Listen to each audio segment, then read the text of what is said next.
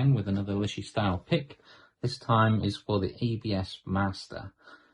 This is Avocet's answer for a new lock. In my opinion, not quite as good as the previous one, as it's not pin in pin anymore and it doesn't have a magnetic element to the key. Common misunderstanding is that this is a magnet in the tip of here and it's actually just a floating pin that moves up and down, very much like interactive elements on multi-lock. So there's a new pick here. Nice case this one comes in, and you will see looks very similar to the others, like the Ultians and things like that, only on the other side we have a sprung loaded pin there on this side.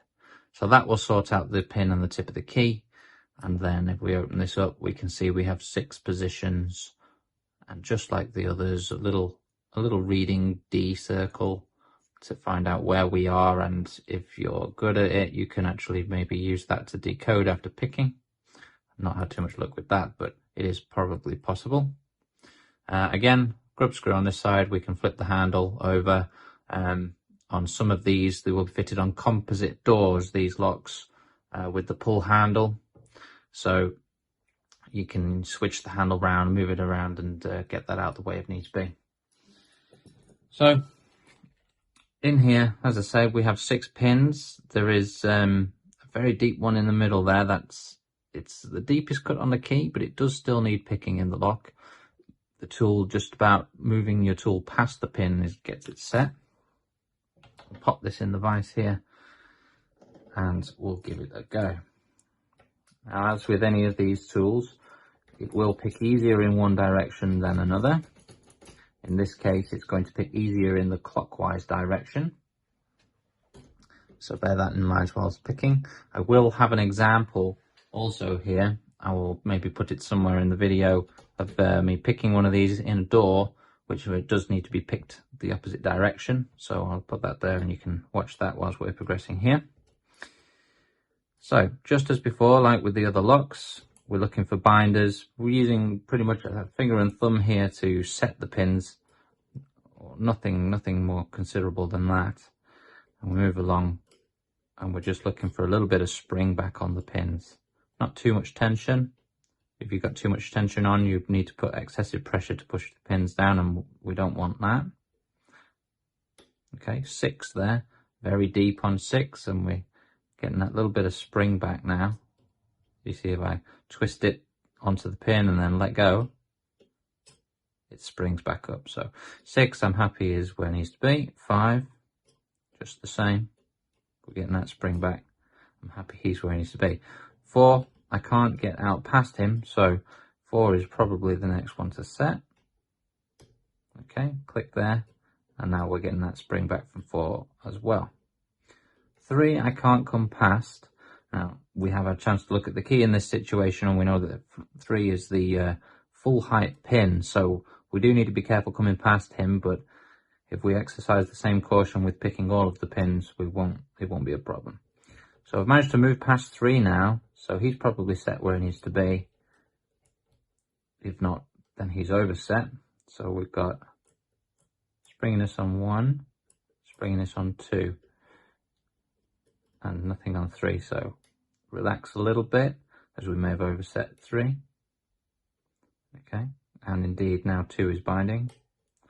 Click on 2, click on 1. It's important that we always make sure the pick is pushed into the lock whilst we're picking, as there's a little bit of a spring in the back that will push the pick out if you're not careful, as the cam is what I call a floating cam. It's where you need to pick this cam up whilst picking, or the door won't open. It'll act very much like a thumb turn lock, even if it isn't, and the core will spin round and the cam will not move. So 4 has reset itself here. We get 4, see if we can get him set back down, and there we go. We have the lock open. So as you can see, this tool is doesn't care about the floating cam. It'll automatically take the cam around, so that's very good. Another thing which is very important to note, and I'll add a picture in here. I've picked these locks before by hand, and it picks okay, not a problem. When we come to turn to the 90-degree point, the pins in the bottom of the lock can come up into the keyway. Now the driver pins and for the key pins and everything, that's fine. It's that interactive element pin at the back that can come up into the keyway and become lodged. You can no longer get your keys into the lock anymore, or your pick won't fit in the lock anymore, and that pin is out. So as I said, pop a little picture there of that's happened from a little scope view, and you really want to avoid that. So obviously picking with this pick, that will not happen. It won't give you that problem. So that's a good point for picking with these. Now to remove the tool, you may notice that it becomes a little bit jammed, and that's okay, that's fine. We bring the tool to position number 6. Whilst backing the tool out, we just press the pins down for number 6 whilst wiggling. It's unfortunate that that's the case, but I've found with all of them it's the same, and it's mostly because of this little ramp here.